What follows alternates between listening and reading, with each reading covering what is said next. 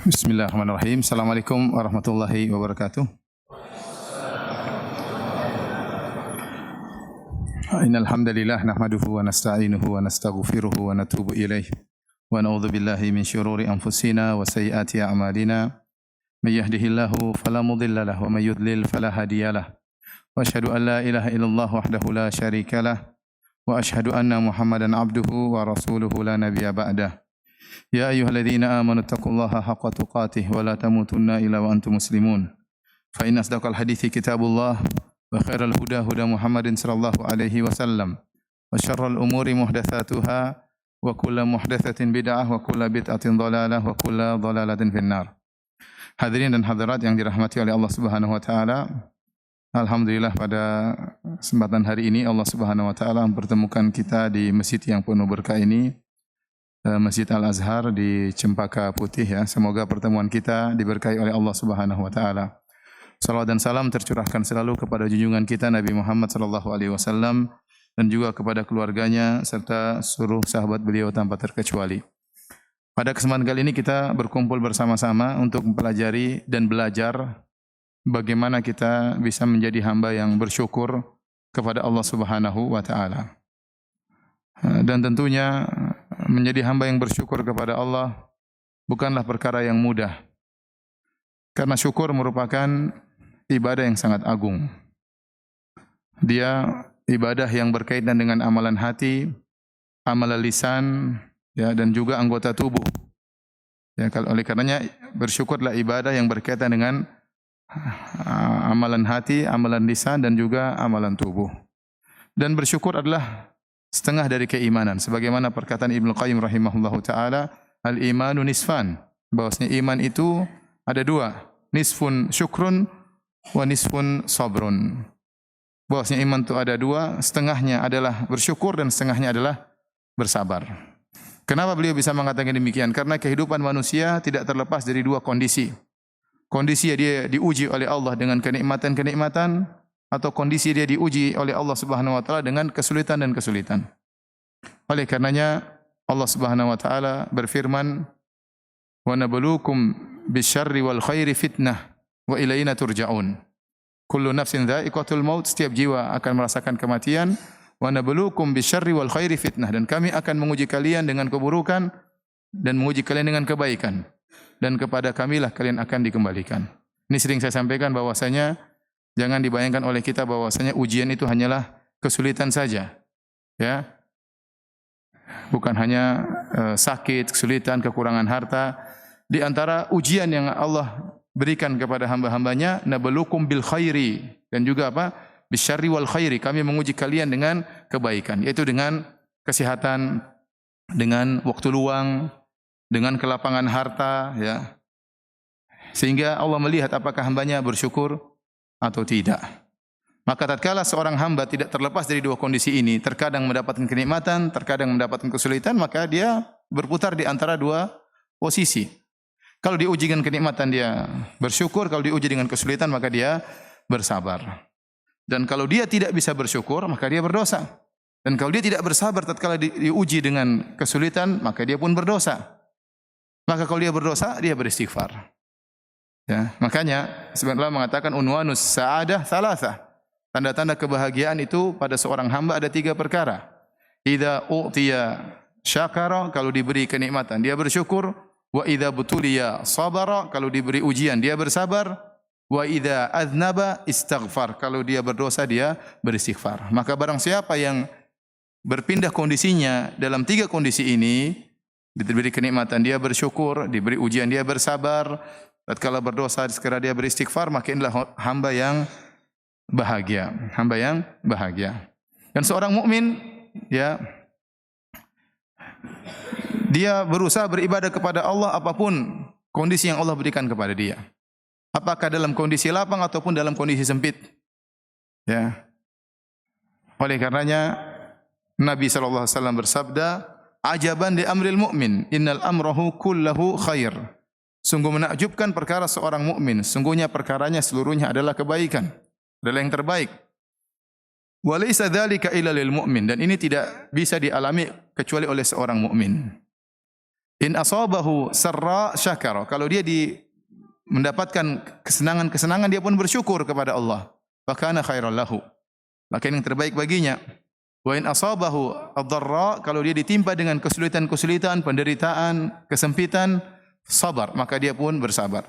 Fa kana khairan lahu, dan ini adalah terbaik baginya. Ya, ini kondisi seorang mukmin yang sejati. Makanya saya ingatkan kepada diri saya dan kepada para hadirin, ya, masalah keimanan itu bukan cuma teori. Bukan cuma teori, masalah tauhid, masalah akidah bukan cuma teori, harus ada prakteknya. Bagaimana seorang kemudian hafal ayat-ayat, hafal hadis-hadis, sering ikut pengajian, tapi tatkala ada masalah sedikit dia tidak bersabar. Ada masalah sedikit mudah marah-marah, melemparkan kesalahan kepada orang. Ini namanya cuma sekedar teori, praktek enggak ada. Ya. Maka seorang mukmin yang sungguhnya kalau diberi kenikmatan dia bersyukur.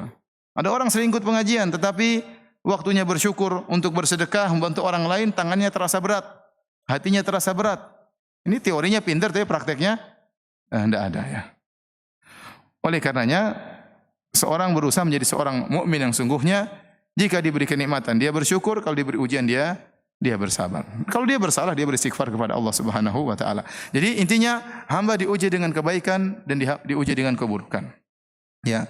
Tetapi sebagaimana fitrah manusia, kalau kita diberi ujian oleh Allah dengan kebaikan atau keburukan, mending kita memilih diuji dengan apa? Dengan kebaikan. Disuruh milih jadi orang kaya bersyukur atau orang miskin bersabar, mending jadi apa? Mending kaya bersyukur, ya. Itu fitrah antum, ya. Ustadz juga demikian, ya. Kalau disuruh milih ya mending saya pilih kaya bersyukur, ya, daripada miskin apa? Bersabar. Dan ini perkataan Mutarrif bin Abdullah rahimahullah. Beliau berkata, la an u'afa fa ashkur ahabbu ilayya min an ubtala fa asbir. Saya diberi kelapangan oleh Allah Subhanahu wa taala, dijauhkan dari kesulitan, kemudian saya bersyukur, lebih saya sukai daripada saya diuji kemudian saya bersabar, ya. Tetapi jadi masalahnya para hadirin hadirat, ya, kenapa tadi saya katakan ibadah syukur ibadah yang berat?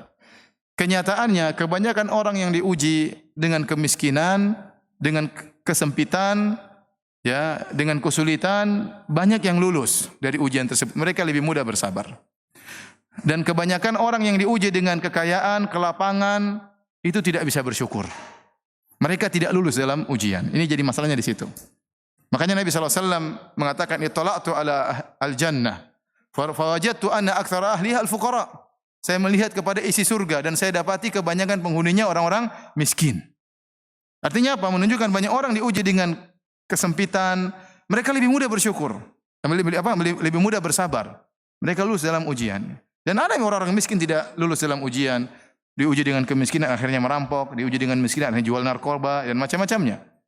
Tetapi kebanyakan orang diuji dengan kekayaan tidak bersyukur, ya. Lupa untuk banyak beribadah kepada Allah Subhanahu wa taala. Lupa bahwasanya setiap kenikmatan yang dia miliki akan diminta pertanggungjawaban oleh Allah Subhanahu wa taala. Tsumma la tus'alunna yauma idzin 'anil na'im. Sungguhnya kalian akan dimintai pertanggungjawaban atas segala nikmat yang kalian rasakan. Ya. Kalla innal insana la yatagha ar-ra'ahu istaghna. Sungguhnya manusia sungguh-sungguh akan melakukan perbuatan melampaui batas kapan? Ar-ra'ahu istaghna, tatkala dia merasa dirinya sudah berkecukupan sehingga dia lupa. Ya. Makanya saya ulangi lagi, kebanyakan orang diuji dengan kekayaan tidak lulus. Kebanyakan orang diuji dengan kemiskinan apa? Lulus. Saya tanya lagi sama antum. Antum pilih mana? Diuji dengan kekayaan atau dengan kemiskinan? Ini di masjid, ya, siapa tahu dikabulkan doanya. Diuji dengan apa? Dengan apa? Kekayaan. Masih ngeyel. Saya sudah jelaskan. Bahwasanya kebanyakan orang diuji dengan kekayaan tidak lulus. Kebanyakan orang diuji dengan kemiskinan apa? Lulus. Sekali lagi pertanyaannya. Pilih mana? Diuji dengan kekayaan atau dengan kemiskinan? Kekayaan. Tidak ada khilaf kayaknya.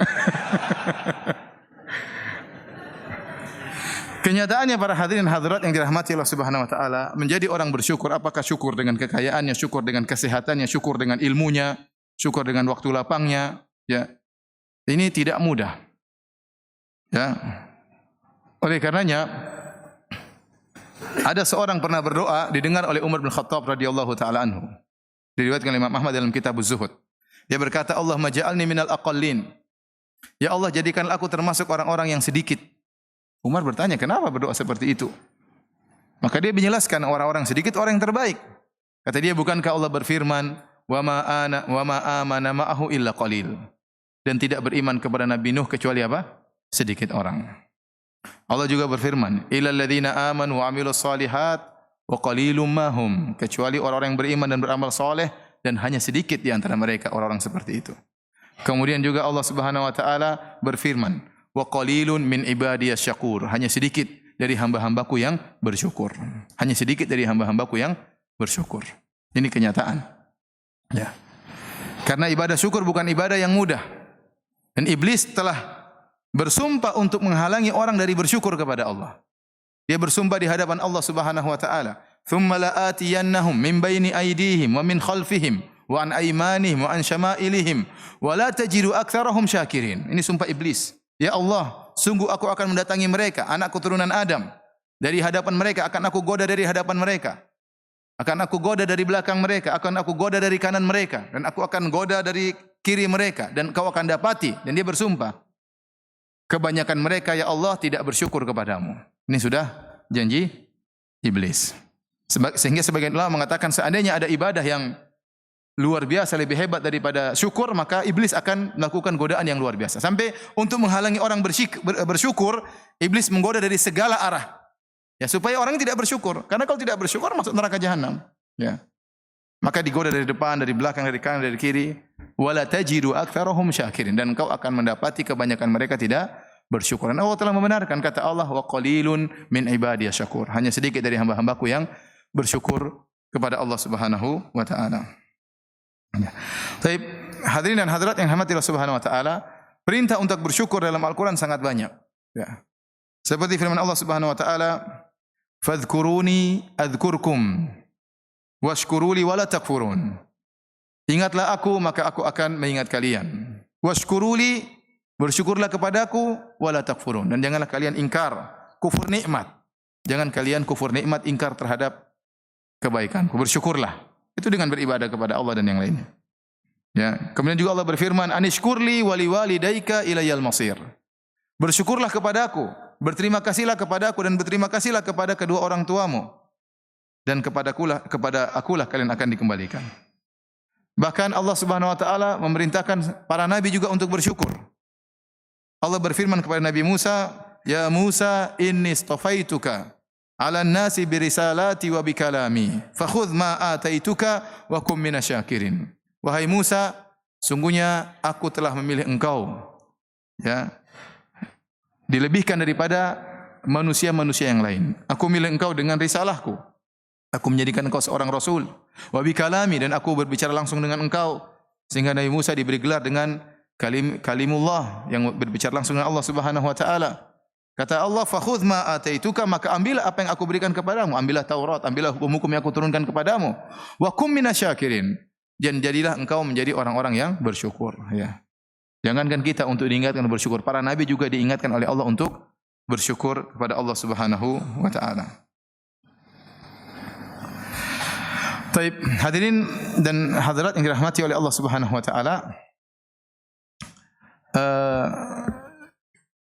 Sekarang kita berbicara tentang bagaimana kita bisa menjadi hamba yang bersyukur. Saya ulangi, kita sama-sama belajar, ya.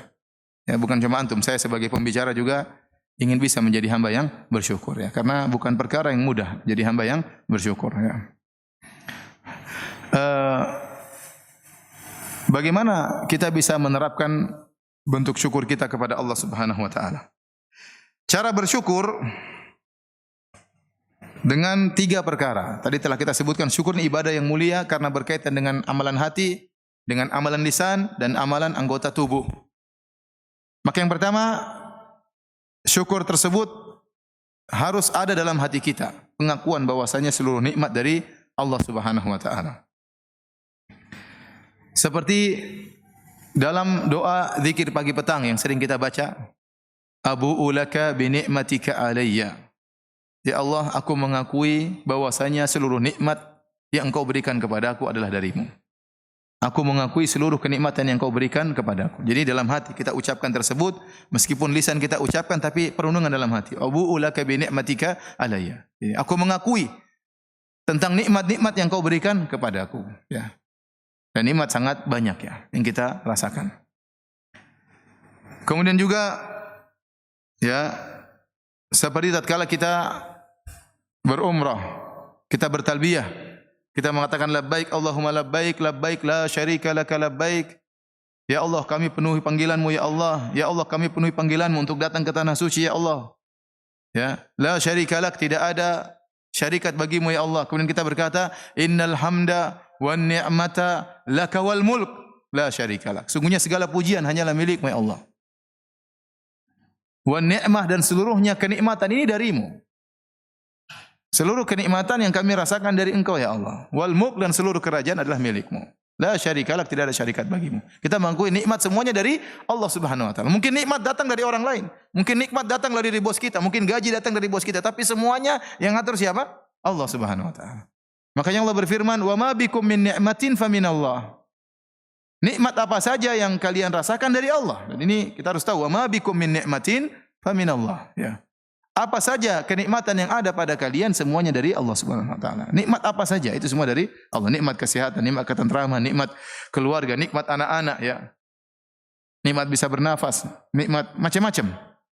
Semuanya dari Allah Subhanahu wa taala, tidak dari makhluk, tidak dari satu pun. Ya. Kata Allah Subhanahu wa taala, "Ya ayyuhalladzina amanu dzkuru ni'matallahi 'alaikum. Hal min khaliqin ghairullahi yarzuqukum minas sama'i wal ard." La ilaha illahu. Kata Allah, wahai orang-orang yang beriman, ingatlah tentang nikmat-nikmat yang Allah berikan kepada kalian. Apakah ada pencipta lain yang memberikan rizki kepada kalian dari langit dan bumi? Tidak ada. Tidak ada yang menciptakan kecuali siapa? Allah Subhanahu wa taala. Semua di alam semesta ini adalah milik Allah. Kita harus akui dengan hati kita. Makanya Allah mengatakan, walladzina tad'una min dunillah walladzina tad'una min dunihi ma yamliquna min qitmir. Kata Allah, dan seluruh ya orang-orang yang disembah selain Allah, seluruh sembahan-sembahan, berhala-berhala, sembahan-sembahan yang disembah selain Allah Subhanahu wa taala, ma yamlikuna min qitmir. Mereka tidak memiliki meskipun hanya selaput yang ada di biji korma. Mereka tidak memiliki apa-apa, semuanya dari Allah Subhanahu wa taala. Ya. Tidak ada makhluk yang bisa membuat selaput di biji korma. Selaput yang sangat tipis di biji korma yang kita tidak makan, kita buang, itu yang bisa ciptakan hanya siapa? Allah Subhanahu wa taala. Ya. Kata Allah, "Falyanzuril insanu ila ta'amih, anna sababnal ma'a sabba, thumma syaqaqnal arda syaqqa." Kata Allah, hendaknya seorang manusia melihat terhadap apa yang dia makan. Kita disuruh merenungkan. Nanti makan beras, makan buah apel, makan macam-macam. Dari mana? Ya. Semuanya dari Allah Subhanahu wa taala. Apel kita makan, bijinya dari mana? Biji dari Allah. Tanamnya di mana? Tanamnya di tanah Allah Subhanahu wa taala. Airnya dari mana? Air hujan dari Allah Subhanahu wa taala. Ya, yang membuat biji tersebut bisa mengeluarkan tunas kemudian membelah bumi, itu juga Allah. Tsumma syaqaqnal arda syaqqa, kami yang belah bumi tersebut. Tidak ada sampai saat ini orang yang bisa menciptakan biji. Kata Allah, wal yakhluqu habbatan. Coba mereka ciptakan biji dalam hadis qudsi, ciptakan biji. Seluruh pakar alam semesta berkumpul, dunia ini seluruh pakar fisika, pakar biologi, ya, seluruh pakar-pakar ilmuwan berkumpul ciptakan biji, kalau taruh di tanah bisa tumbuh, enggak mungkin. Apalagi ciptakan telur kemudian taruh dieram sama ayam kemudian menetas. Orang Cina bisa bikin telur cuma bisa digoreng doang ya. Tapi kalau dieram menetas enggak ada yang kasih ruh siapa? Allah Subhanahu wa taala. Jangankan telur menetas, biji saja ditanam tumbuh enggak ada yang bisa. Ya, maka semuanya ini dari Allah Subhanahu wa taala. Wa ma bikum min ni'matin faminallah. Apa saja kenikmatan yang kalian rasakan semuanya dari Allah Subhanahu wa taala. Ini harus pengakuan dari hati kita. Ya. Setelah kita mengakui seluruh kenikmatan dari Allah Subhanahu wa taala, ini adalah ibadah hati ya. Maka bersyukur pula dengan lisan. Dengan lisan, dengan memuji Allah Subhanahu wa taala. Dengan memuji Allah Subhanahu. Di antaranya setelah selesai salat kita berzikir subhanallah, subhanallah, subhanallah 3 kali. Kemudian kita berzikir alhamdulillah, alhamdulillah, alhamdulillah. Dan saya berharap kita semua tatkala berzikir selepas salat ya, benar-benar serius merenungkan makna alhamdulillah, alhamdulillah, alhamdulillah. Ada nikmat tersendiri yang Allah berikan, bukan cuma nikmat tatkala kita salat. Setelah salat kita berzikir ada kenikmatan, Allah masukkan ya iman dalam hati kita tatkala kita mengatakan subhanallah sambil kita renungkan maha suci Allah. Betapa banyak orang mensifati Allah dengan sifat yang tidak benar, ya. Betapa banyak orang yang suudzon kepada Rabbnya. Betapa banyak orang mengatakan Allah punya anak dan macam-macamnya. Ya. Kita bilang subhanallah, maha suci Allah. Dan kita mengatakan alhamdulillah, segala puji hanya bagi Allah, segala nikmat dari Allah Subhanahu wa taala. Sambil kita mengatakan alhamdulillah, alhamdulillah, alhamdulillah, ini luar biasa keimanan yang kita rasakan. Jadi kita ucapkan dengan lisan kita sebagai bentuk syukur kita kepada Allah Subhanahu wa taala. Dan Allah adalah Rabb yang suka untuk dipuji. Ya. Oleh karenanya Nabi sallallahu alaihi wasallam ya berkata, "Liyattakhidh ahadukum qalban syakiran." Hendaknya salah seorang dari kalian menjadikan hatinya hati yang bersyukur. Senantiasa bersyukur dengan hati. Kemudian apa? Wa lisanan dzakiran. Dan lisan yang senantiasa berzikir sebagai bentuk bersyukur kepada Allah Subhanahu wa taala. Wa zaujatan tu'inuhu ala amril akhirah. Dan hendaknya mencari istri yang membantu dia dalam urusan apa? Akhirat. Di antara istri yang bisa membantu kita untuk urusan akhirat adalah istri yang pandai bersyukur. Istri yang pandai bersyukur.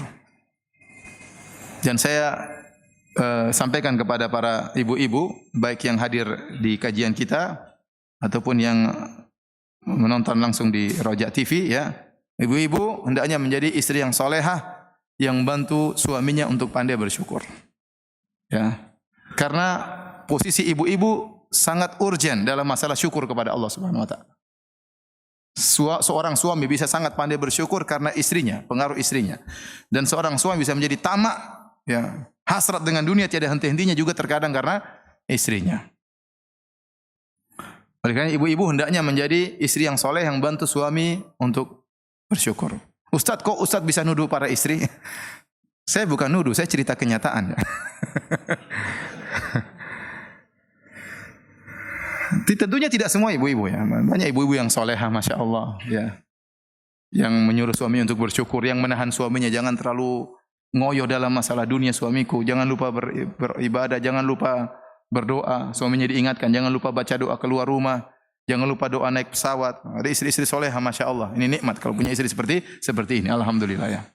Tapi ada sebagian istri membuat suaminya tidak bersyukur, membuat suaminya tamak, ya. Kok bisa Ustaz? Contohnya bagaimana? Ya, contohnya istrinya bilang sama suaminya, "Mas, beli mobil lagi, Mas. Kita yang sudah punya mobil. Tapi mobil tetangga lebih bagus, Mas. Beli lagi." Ya. Tapi kita enggak punya uang, sayangku. "Enggak, Mas, utang aja, Mas. Kita bertawakal kepada Allah setelah itu." Utang bertawakal, ya, utang. Akhirnya utang. Ya, kalau suami sudah kejebak hutang, akhirnya apa? Akhirnya susah, ya. Tamak dia mencari harta karena untuk nutup utang ditagih-tagih orang. Padahal itu keperluan yang bukan urgen. Ya. Beliau punya rumah, "Mas, kita bikin rumah yang lebih besar, Mas." Ya, akhirnya suaminya ikut-ikutan, dan banyak suami yang nurut sama istri, banyak. Apalagi suami Indonesia, banyak. Nurut. Akhirnya istrinya minta rumah baru, cari lagi berusaha, bikin rumah yang lebih besar. Akhirnya habis waktunya, kapan bersyukurnya, kapan baca Qur'annya, kapan ngajinya, ya. Istrinya yang berpengaruh. Istrinya bergaul sama orang-orang kaya. Ya, kata orang, kalau Anda ingin menjadi orang yang bahagia, jangan sering bergaul sama orang kaya. Karena kalau Anda bergaul sama orang kaya, menderita, ya. Ketemu teman, HP-nya lebih bagus. Ketemu teman, mobilnya lebih bagus. Masuk ke rumah teman, rumahnya lebih apa? Bagus. Kayaknya menderita. Ente ingin bahagia, main sama orang miskin. Temu nggak punya mobil. Alhamdulillah saya punya mobil. HP-nya HP jadul. Kita bersyukur HP saya lebih bagus, ya. Nah, apalagi ibu-ibu. Kalau ibu-ibu sudah bergaul sama ibu-ibu yang kaya, ya. Waduh. Dan sering terjadi ejek-ejekan di antara ibu-ibu. Ini sering terjadi. Sekali lagi ini bukan menuduh, ya. Tapi apa? Kenyataan. Tentu lagi tidak semua ibu-ibu, sebagian ibu-ibu, ya. Saya tidak ingin mengumumkan dosa, ya. Saya katakan sebagian ibu-ibu. Banyak ibu-ibu yang soleha, ya. Kalau pergi ke pertemuan ibu-ibu, banyak bahan yang sering dijadikan komentar para ibu-ibu, ya.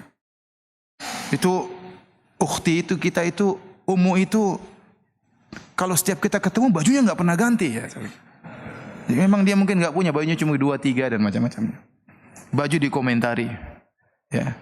Ketemu lagi orang pakai HP, itu kok HP jadul masih, kamu HP jadul masih dipakai zaman sekarang. Dia kan tersinggung seperti itu, ya. Karena ibu-ibu hobi komentar, ya.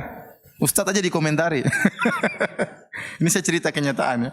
Istri saya tiba-tiba, istri saya negur saya. Kamu tuh kok nggak pernah ganti baju? Bukan ganti baju saya memang warnanya mirip-mirip ya. Karena ada ummahat yang lapor sama istri saya. Ustadz kok nggak pernah ganti baju? Kan tersinggung istrinya. Saya tidak tersinggung.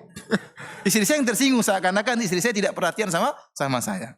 Karena baju saya coklat tua, coklat muda, warna gelap-gelap. Jadi orang yang matanya kurang jeli, akhirnya menyangka bajunya sama saja.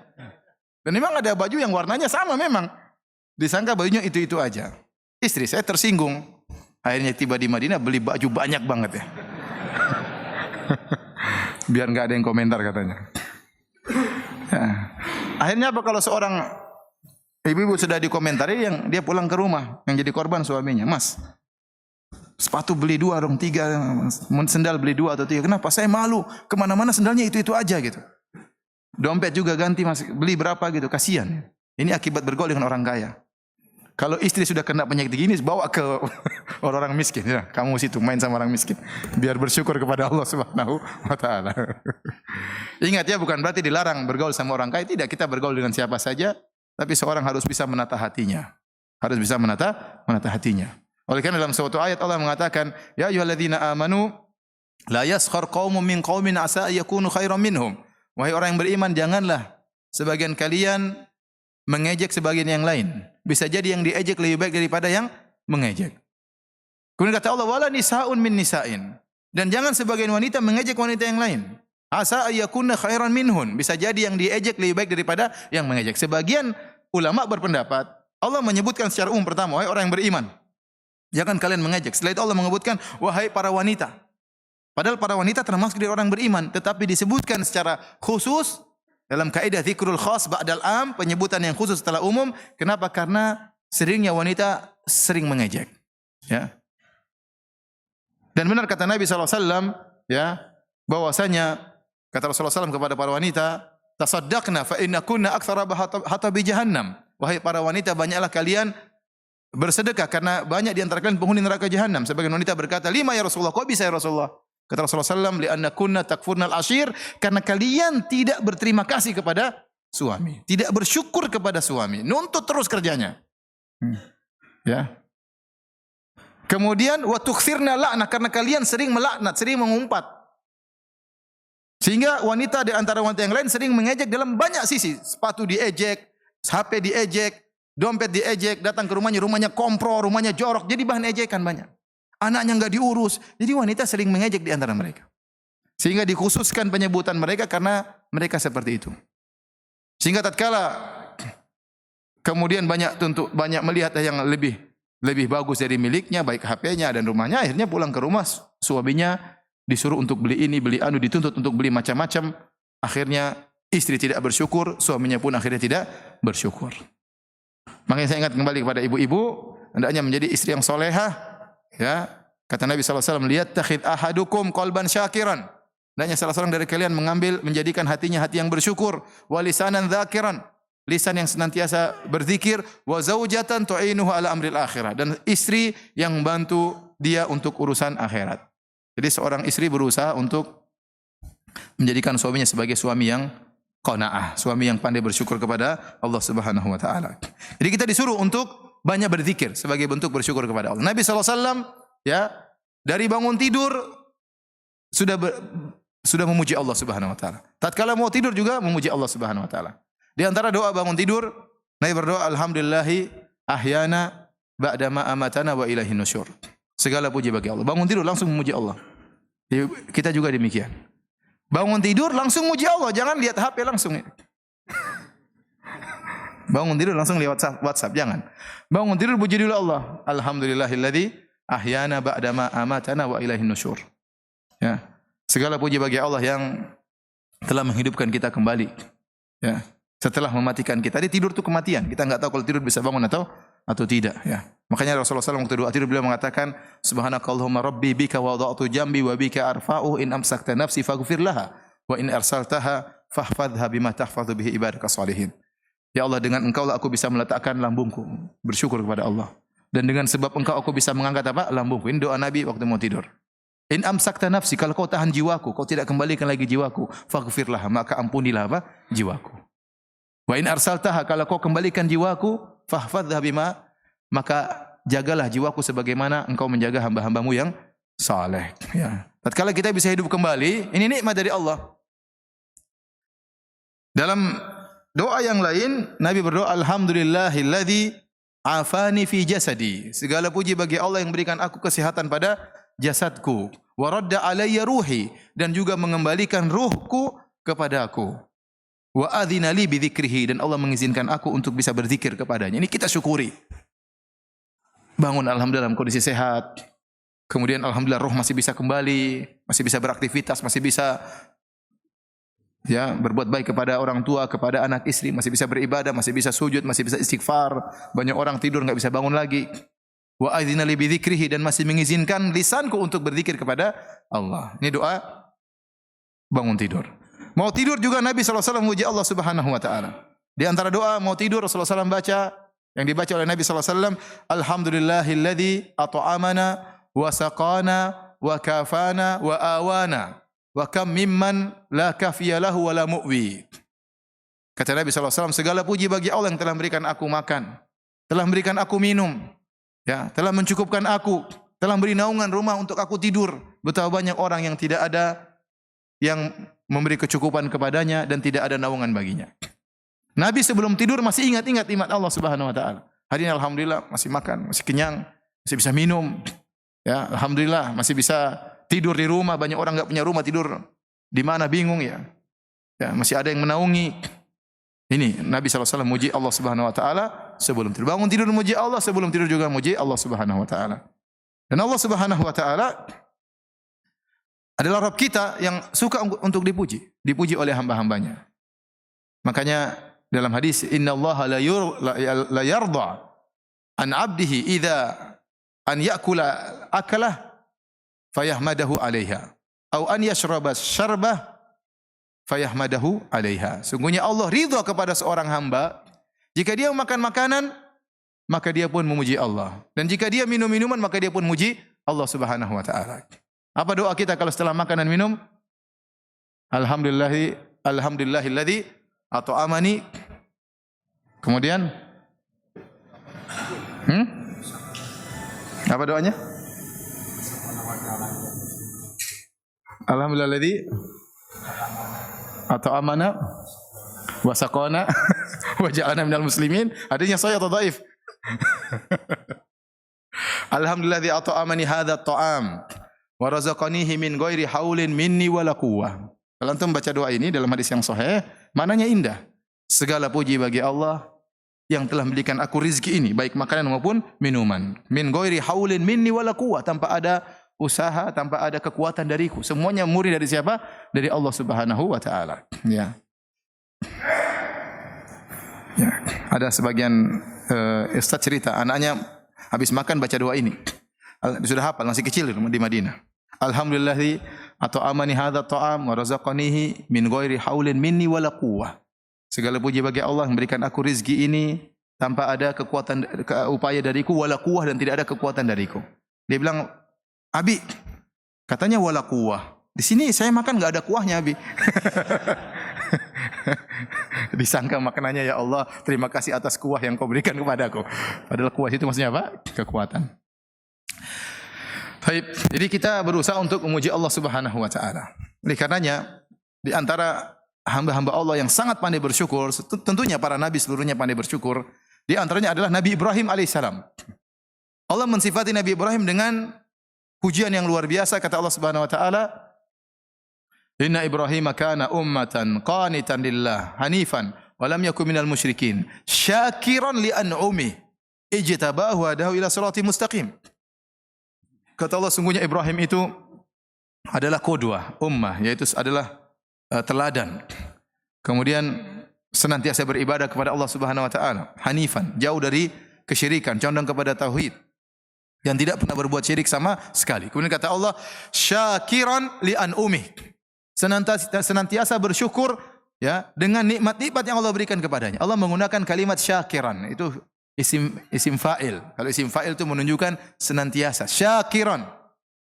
Ya. senantiasa bersyukur kepada Allah li'an umih, atas nikmat-nikmat yang Allah berikan kepadanya. Perhatikan di sini, Allah menggunakan wazan af'ul li'an umih. Karena nikmat itu wazannya bisa dijamak dengan ni'am, ya. Di antaranya bisa an'um. Apa bedanya? Mufradnya nikmatun, bisa dijamak dengan ni'am, wazannya fi'al, bisa dijamak dengan an'um, wazannya af'ul. Bedanya di mana?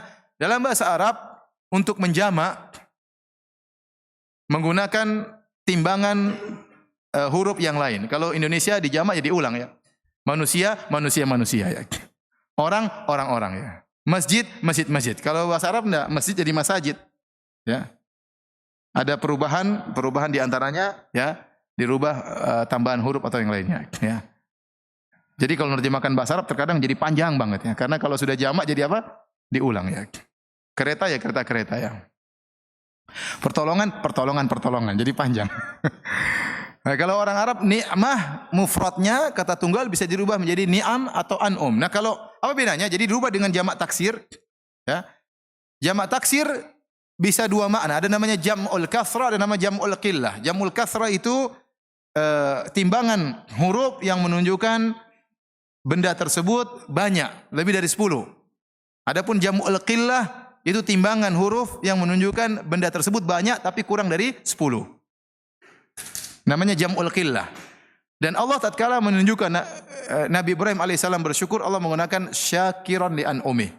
Itu dia senantiasa bersyukur li an'umih yang menunjukkan jam'ul qillah, jamak yang menunjukkan nikmat tersebut antara 3 sampai 9. Sedikit. Sehingga Imam Syaukani rahimahullah dalam kitabnya Fathul Qadir tatkala mengomentari ayat ini, beliau berkata Nabi Ibrahim alaihissalam, ya, senantiasa bersyukur kepada Allah bahkan pada nikmat-nikmat yang sedikit. Bukan hanya nikmat-nikmat besar yang dia syukuri kepada Allah, nikmat-nikmat yang sedikit yang mungkin terkadang kita lalaikan itu disyukuri oleh Nabi Ibrahim alaihissalam. Jadi seluruh nikmat yang dia rasakan dia syukur kepada Allah Subhanahu wa taala. Kita kalau mensyukuri nikmat-nikmat besar sering, atau dapat proyek besar kita masya Allah alhamdulillah bersyukur kepada Allah Subhanahu wa taala, ya. Tahu-tahu alhamdulillah tadinya bujangan kemudian menikah, oh alhamdulillah dapat istri, bersyukur kepada Allah Subhanahu wa taala, ya. Tahu-tahu ada pengumuman bisa naik haji, bersyukur kepada Allah. Ini biasa orang bersyukur nikmat yang besar. Jadi masalah, bisakah kita bersyukur dengan nikmat-nikmat yang sedikit? Harus kita latih diri kita. Nikmat sedikit yang mungkin anggap sedikit makan. Ini padahal bukan nikmat sepele, ya. Makan, ada makanan bisa mengenyangkan, itu nikmat yang luar biasa. Ya, Nabi Ibrahim alaihissalam terhadap nikmat-nikmat yang sedikit dia bersyukur kepada Allah, apalagi terhadap nikmat-nikmat yang besar. Sering kita lupa kalau kita dapat nikmat-nikmat yang sedikit, ya. Kita sering lupa seakan-akan kita bisa bernapas ini memang sudah tugas dari Allah Subhanahu wa taala. Padahal itu nikmat, ya. Bisa melihat, bisa memandang, bisa mendengar, seakan-akan itu bukan nikmat, padahal itu nikmat. Nikmat yang luar biasa. Tapi sering kita lupa untuk bersyukur kepada Allah Subhanahu wa taala. Sebenarnya Allah mengatakan kalau Anda ingin tahu bagaimana nikmat memandang, sekali-sekali bangun tidur kemudian tutup mata Anda, bangun tidur tutup mata, kemudian jalanlah menuju ke kamar mandi. Coba tanpa melihat, kan susah. Masuk kamar mandi kemudian cari odol di mana, cari sabun di mana, ya. Handuk di mana, ya. Setengah mati, enggak gampang. Kehilangan pandangan itu tidak adalah musibah yang besar. Padahal kita alhamdulillah senantiasa mau lihat kapan mau lihat, mendengar kapan mendengar, mau berbicara, ya. Kemarin saya ketemu dengan sebagian ikhwan, subhanallah masih umur 41, kena gula kemudian kena stroke. Alhamdulillah stroke-nya sudah sembuh tapi masih ada atharnya. Dia berbicara dengan saya, berusaha menjelaskan, susah dia jelaskan. Kenapa lisannya enggak bisa lurus lagi? Ngomongnya susah banget. Benar kita bicara enak, mau ngomong apa aja bisa. Dia mau bicara sudah susah. Kenapa? Dulu dia bicara dengan mudah. Allah cabut nikmat tersebut, sudah susah dia mengungkapkan sesuatu. Oleh karena para hadirin, ya, lihat Nabi Ibrahim alaihissalam bersyukur dengan segala nikmat yang Allah berikan kepada dia. Minimal kita dalam hati kita, ya, bahwasanya Allah berikan kita berbagai macam kenikmatan. Taib, jadi kita bersyukur kepada Allah dengan lisan kita, memuji Allah Subhanahu wa taala, ya. Sering kita mengatakan alhamdulillah, alhamdulillah ala kulli hal. Ya, subhanallah bihamdihi. Ya, itu di antara makna subhanallah bihamdihi, maha suci Allah disertai dengan memujinya. Subhanallah bihamdihi itu maksudnya apa? Maha suci Allah disertai dengan pujian. Wa bihamdihi itu kita memuji siapa? Allah Subhanahu wa taala. Taib. Kemudian Di antara bentuk bersyukur kepada Allah, bersyukur dengan anggota tubuh. Bersyukur dengan anggota tubuh. Caranya bagaimana? Dengan beribadah kepada Allah Subhanahu wa taala. Dengan beribadah kepada Allah Subhanahu wa taala. Ya, sebelum kita menyampaikan masalah ini, ada satu perkataan Syekh Utsaimin dalam kitabnya Syarhul Mumti' ya, tentang masalah bersyukur kepada Allah, memuji Allah Subhanahu wa taala ya. Betapa sering kita lupa dengan nikmat-nikmat Allah Subhanahu wa taala sehingga kita tidak bisa bersyukur dengan sebaik-baiknya. Kata beliau, apa hikmah tatkala kita keluar dari toilet kemudian kita mengatakan ghufranaka. Kalau kita keluar dari toilet apa doanya? Ghufranaka. Doa yang lain? Apa? Hadis dhaif lagi ya. Kita keluar dari toilet kita bilang ghufranaka. Ya Allah, ampunanmu ya Allah. Kata Syekh Utsaimin, kenapa? Karena kita mengaku kepada Allah, ya Allah, aku tidak mampu bersyukur kepadamu dengan sesungguhnya. Ya, kenapa? Kita bisa dibuat buang air itu nikmat. Seandainya kotoran tersebut tidak bisa keluar, maka itu sangat penderitaan yang luar biasa. Ya. Ternyata kita bisa masuk ke toilet, bisa buang air. Ini nikmat yang luar biasa, sering kita lupakan. Sehingga kita mengatakan, ya Allah, ampunanmu ya Allah. Ya. Karena kita tidak mampu bersyukur kepada Allah dengan semestinya. Kalau mau setiap nikmat kita bersyukur, kita tidak bakalan mampu. Ya. Tapi ini di antara bentuk untuk kita mengakui tentang karunia Allah Subhanahu wa taala kepada kita. Kita lanjutkan tentang bersyukur dengan anggota tubuh. Di antaranya secara umum, kalau Anda ingin tahu Anda bersyukur kepada Allah, maka beribadahlah kepada Allah Subhanahu wa taala. Di antara bukti bersyukur kepada Allah adalah dengan beribadah, ya. Dengan beribadah kepada Allah. Oleh karenanya, ya, tatkala Allah Subhanahu wa taala memberikan kenikmatan yang luar biasa kepada Nabi Sulaiman. Nikmat yang luar biasa, kerajaan yang luar biasa sampai Nabi Sulaiman menguasai para jin, bahkan syaitan juga dikuasai oleh Nabi Sulaiman. Ya, angin dikuasai oleh Nabi Sulaiman, pasukannya juga pasukan hewan, bisa berbicara dengan bahasa hewan, luar biasa. Tidak pernah Allah berikan kepada nabi-nabi yang lain, dan Allah tidak akan berikan lagi kepada nabi-nabi yang lain. Karena dia berdoa dengan kata dia, habli mulkan la yambagi li ahadin min ba'di. Ya Allah, berikanlah aku kerajaan yang tidak boleh lagi kepada seorang pun setelahku. Maka Allah berikan dia berbagai macam mukjizat. Setelah Allah sebutkan tentang nikmat-nikmat tersebut kepada Nabi Sulaiman, kata Allah, i'malu ala Dawud syukran wa qalilun min ibadiyas syakur. Kata Allah, beramalah wahai keluarga Daud, yaitu Sulaiman bin Daud, Nabi Sulaiman, dan dia keluarga Daud, kan ayahnya Daud alaihissalam, syukran sebagai bentuk bersyukur kepada Allah. Wa qalilun min ibadiyas syakur, dan hanya sedikit dari hamba-hambaku yang bersyukur. Ya. Jadi di antara bukti Anda bersyukur, Anda beramal soleh. Gak usah banyak teori. Saya ini orang bersyukur tapi sholat malas. Ini ngomong kosong itu. Ya. Saya orangnya bersyukur kepada Allah, tapi zikir juga malas, enggak pernah baca Quran. Syukur dari mana? Ya. Saya bersyukur kepada Allah, tetapi pelit kalau bersedekah. Syukur dari mana? Kita enggak pengin banyak teori, pengin prakteknya. Kalau Anda banyak beribadah, berarti Anda bersyukur kepada Allah. Karena yang berikan rezeki kepada Anda adalah Allah Subhanahu wa taala. Ya. Kita saja kalau kita kerja sama seorang bos kita nyuruh kita apa saja, kita nurut atau tidak? Nurut. Mau jam berapa saja kita datang, kita nurut. Karena kita bersyukur kepada bos. Padahal nikmat yang Allah berikan kepada kita luar biasa. Ya. Maka bukti Anda bersyukur kepada Allah, Anda taat kepada Allah, beribadah kepada Allah Subhanahu wa taala. Di antaranya Nabi SAW menyebutkan tentang mensyukuri engsel-engsel tubuh. Ini apa namanya ini? Sendi-sendi tubuh. Engsel ya. Sendi-sendi tubuh. Alhamdulillah kita bangun pagi bisa gerak, bisa macam-macam ya. Ya. Antum bayangkan kalau bangun pagi kemudian kena asam urat kan setengah mati ya. Bayangkan jalan setengah mati. Saya ketemu teman masih muda, ketemu di mana? Ustaz Firanda ya. Tahu-tahu pakai tongkat 2. Kenapa kakinya? Asam urat Ustaz, kasihan.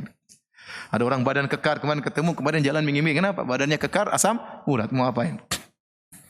Ada orang sudah susah lututnya, ya sakit terus. Kenapa? Katanya pelicinnya sudah habis lah, macam-macam lah. Kita alhamdulillah gerak-gerak macam-macam mudah. Coba lihat orang kalau kena orang bilang apa? Saraf terjepit itu. Waduh, itu sakitnya luar biasa. Makanya Nabi SAW berkata, Yusbihu ala kulli sulama min ahadikum sadaqah. Sungguhnya setiap sendi yang ada pada tubuh kalian setiap pagi wajib untuk disyukuri dengan sedekah. Ya, dan kita ada 360 sendi. Satu sendi saja enggak beres, sakitnya luar biasa. Dan ini saya dengar sebagian dokter cerita kepada saya waktu saya hajian kemarin. Pak dokter cerita, Ustadz, gara-gara hadis ini ada orang masuk Islam. Kenapa? Ada seorang pakar sendi, dia menghitung sendi-sendi dalam tubuh manusia, ternyata benar 300 berapa? 60. Padahal yang mengucapkannya Nabi SAW 1400 tahun yang lalu. Akhirnya dia masuk Islam gara-gara hadis ini. Ya. Jadi satu sendi saja enggak beres, kita menderita dan sakitnya luar biasa. Maka kata Nabi, setiap sendi dari 360 sendi wajib untuk disedekahkan sebagai bentuk syukur kepada Allah Subhanahu wa taala. Kemudian Nabi menjelaskan cara bersyukur seperti apa? Kullu tahmidatin shadaqah. Kullu tasbihatin shadaqah. Bertasbih itu sedekah sebagai bentuk syukur kepada sendi. Memuji Allah juga sedekah. Kullu tahlilatin la ilaha illallah juga sedekah. Kullu takbiratin sedekah. Setiap bertakbir sedekah. Amrun bil ma'ruf sedekah. Menyeru orang kepada kebaikan sedekah. Wa nahyun 'anil munkar, mencegah orang dari perbuatan munkar juga sedekah. Kemudian kata Nabi, wa yujzi an dzalika rak'atani yarka'uhuma minadh-dhuha. Dan cukup mewakili itu seluruhnya dengan salat 2 rakaat di waktu apa? Duha. Itu sebagai bentuk syukur Anda kepada Allah. Jadi syukur beribadah kepada Allah Subhanahu wa taala. Semakin Anda banyak bersyukur, banyak beribadah, Anda membuktikan Anda banyak bersyukur. Makanya Nabi SAW waktu salat sampai kakinya bengkak. Ya, maka istrinya bertanya, "Ya Rasulullah, Anda salat sampai seperti ini?" Ya, hatta tatawarram qadamah, sampai keduanya kakinya bengkak, pecah-pecah. Kata Nabi sallallahu alaihi wasallam, "Afala akunu abdan syakuran?" Kenapa aku tidak menjadi hamba yang bersyukur kepada Allah Subhanahu wa taala? Jadi, saya ingatkan kepada hadirin dan hadirat, ya, bukti yang paling nyata Anda bersyukur adalah dengan beribadah. Ya, Anda bersyukur dengan hati, iya, itu penting. Dengan mengakui segala nikmat dari Allah Subhanahu wa taala. Bersyukur dengan lisan, dengan memujinya, itu juga penting. Yang paling penting praktek dengan ibadah. Ibadah apa saja? Ya, berbakti kepada orang tua berarti Anda bersyukur kepada orang tua dan bersyukur kepada Allah karena Allah yang suruh Anda berbakti kepada kedua orang tua. Bersedekah, salat malam, salat duha, salat berjamaah, bersyukur kepada Allah. Mumpung Anda masih bisa berjalan, langkahkanlah kaki Anda menuju ke masjid untuk salat berjamaah, ya. Di antara bentuk bersyukur kepada Allah adalah sujud syukur. Sujud syukur. Kalau kita mendapatkan kenikmatan yang luar biasa, kita sujud syukur. Berterima kasih kepada Allah Subhanahu wa taala. Dalam hadis yang dihasankan oleh Syekh Albani rahimahullahu taala, an Abi Bakrah, dari sahabat Abi Bakrah radhiyallahu anhu, beliau berkata, "Kana Rasulullah sallallahu alaihi wasallam idza ja'ahu amrun sururan aw yusarru bihi kharra sajidan syakiran lillah." Kalau Nabi didatangkan kabar yang menggembirakan beliau, amru sururin au busyira bihi, dalam riwayat perkara yang membuat beliau gembira atau kabar gembira yang menyenangkan hati beliau, kharra sajidan syakiran lillah, maka beliau pun langsung sujud syukur kepada Allah Subhanahu wa taala. Oleh karenanya pendapat yang kuat dalam masalah sujud syukur tidak diwajibkan untuk bersuci. Kapan kita mendengar nikmat yang luar biasa, kita bertakbir Allahu Akbar, kemudian apa? Sujud syukur. Kemudian kita muji Allah Subhana rabbiyal a'la, subhana rabbiyal a'la, subhana rabbiyal a'la. Ya. Kapan saja. Ya, beda dengan sujud tilawah. Sebenarnya Allah mengatakan sujud tilawah harus berwudu. Tapi kalau sujud syukur, kapan saja kita dengar kenikmatan, segera sujud syukur kepada Allah Subhanahu wa taala. Oleh karenanya bagaimana dipraktikkan oleh para salaf, ya. Contoh dipraktikkan oleh Abu Bakar radhiyallahu taala anhu. Abu Bakar radhiyallahu anhu tatkala sampai kabar kepada beliau tentang wafatnya atau tewasnya Musailimah al-Kadzdzab, Musailimah yang pernah mengaku sebagai nabi, dan terjadi peperangan antara kaum muslimin dengan pasukannya Musailimah, nabi palsu, dan banyak kaum muslimin yang terbunuh tatkala itu, ya. Maka begitu dengar Musailimah telah tewas, Abu Bakar pun sujud bersyukur kepada Allah Subhanahu wa taala. Demikian juga Ali bin Abi Thalib. Di zaman Ali bin Abi Thalib, Rasulullah SAW telah kabarkan kepada Ali bin Abi Thalib bahwasanya, ya, saya khruju fi akhiriz zaman, akan keluar di akhir zaman, qaumuni, atau orang-orang khawarij, hudatsaul asnan, sufahul ahlam, yang mereka masih muda dan kemudian mereka juga orang-orang bodoh, ya. Kemudian apa? Yamrukuna minad din kama yamrukus sahmu minar ramiyah. Mereka keluar dari agama seperti keluarnya anak panah yang menembus hewan buruan. Tidak tercantol di tubuh anak panah tadi, tidak tercantol di tubuh hewan tapi langsung tembus keluar. Dan Rasulullah SAW sebutkan akan ada orang-orang khawarij di akhir zaman para sahabat. Itu di zaman Ali bin Abi Thalib. ya. Dan Rasulullah SAW sebutkan di antara orang-orang Khawarij cirinya ada dzasudyah, yaitu ada seorang lelaki yang tangannya buntung dan di ujungnya ada semacam tai lalat yang besar namun ada uraian rambut. Bentuknya seperti sudia, seperti puting wanita ya. Jadi seperti sudia itu dalam bahasa Arab artinya puting ya. Tapi seperti tai lalat yang besar. Waktu Ali bin Abi Thalib memerangi orang Khawarij, setelah selesai peperangan tersebut, Ali bin Abi Thalib menyuruh para anak buahnya, iltamisu dzasudyah. Carilah kalian orang yang memiliki ciri seperti itu. Maka para sahabat cari di antara orang-orang yang terbunuh, enggak dapat. Ya'ruku jabinuhu, maka Ali pun berkeringat, bercun keringat. Ya, khawatir salah ini, padahal Nabi sudah sebutkan. Tapi Ali yakin bahwasanya yang dia perangi adalah orang Khawarij. Maka Ali berkata, "Inni ma kadzabtu wa la kudzibt." Sungguhnya aku tidak berdusta dan saya juga tidak mungkin didustai. Karena yang menyampaikan bahwasanya ada orang ciri seperti itu adalah Rasulullah sallallahu alaihi wasallam. Rasul kata Ali, "Cari lagi." Akhirnya cari ternyata ditemukan orang seperti itu tertumpuk-tumpuk mayat yang lain. Tadi tidak ketahuan karena tertumpuk mayat yang lain. Setelah dibuka-buka ternyata ada orang seperti itu, tangannya buntung, di ujungnya ada semacam tai lalat besar, kemudian ada untaian rambut-rambut. Maka Ali bin Abi Thalib radhiyallahu anhu kharra sajidan, kemudian sujud syukur kepada Allah Subhanahu wa taala. Ternyata dia sudah benar memerangi orang-orang Khawarij tersebut. Demikian juga disebutkan Hasan al-Basri waktu mendengar kabar tentang terbunuhnya Hajjaj bin Yusuf Ats-Tsaqafi, dia pun sujud syukur karena Hajjaj bin Yusuf Ats-Tsaqafi orang yang kejam, membunuh para ulama, ya, memerangi para ulama, menyiksa. Waktu dia meninggal, langsung Hasan al-Basri sujud syukur kepada Allah Subhanahu wa taala. Taib hadirin dan hadirat yang dirahmati Allah Subhanahu wa taala, sekarang kita akan bahas ya, apa sih perkara-perkara yang bisa membantu kita untuk bersyukur kepada Allah Subhanahu wa taala. Perkara-perkara yang bisa membantu kita untuk bisa bersyukur kepada Allah Subhanahu wa taala. Di antaranya yang pertama, sebagaimana dalam hadis yang masyhur, yaitu dalam masalah dunia suruh lihat ke bawah, jangan lihat ke atas. Rasulullah SAW bersabda dalam hadis Abu Hurairah radhiyallahu anhu, ya, riwayat Tirmidzi, kata Nabi SAW, "Unzuru ila man huwa asfala minkum, wa la tanzuru ila man huwa fawqakum, fa innahu ajdaru alla tasdaru ni'matallahi alaikum." Kata Nabi SAW, lihatlah dalam masalah dunia, lihatlah ke bawah orang yang lebih rendah dari kalian. Dan jangan lihat ke atas. Nabi larang, jangan lihat ke atas. Nabi larang. Ini bukan anjuran, larang. Kata Nabi, "Wa la tanzuru", jangan lihat ke atas. Fa innahu ajdaru alla tasdaru ni'matallahi alaikum. Kalau kalian lihat ke bawah, kalian tidak akan pernah meremehkan nikmat Allah Subhanahu wa taala. Maka seorang dalam masalah dunia hendaknya lihat ke bawah, jangan lihat ke atas. Kalau lihat ke atas, dia tidak akan pernah bahagia. Dia tidak akan pernah qanaah, dia tidak akan pernah bersyukur karena lihat ke atas terus, tidak pernah puas dengan nikmat Allah. Maka suruh lihat ke bawah.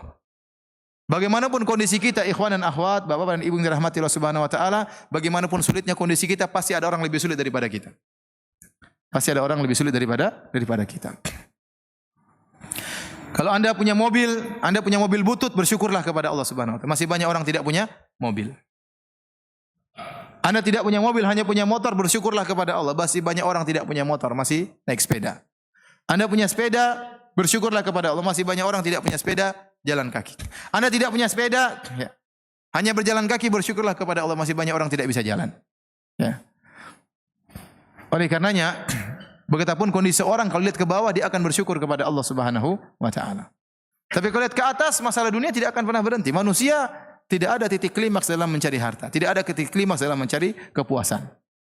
Sudah punya rumah, ingin punya rumah banyak lagi. Sudah punya mobil, ingin punya mobil banyak lagi. Ini sifat manusia.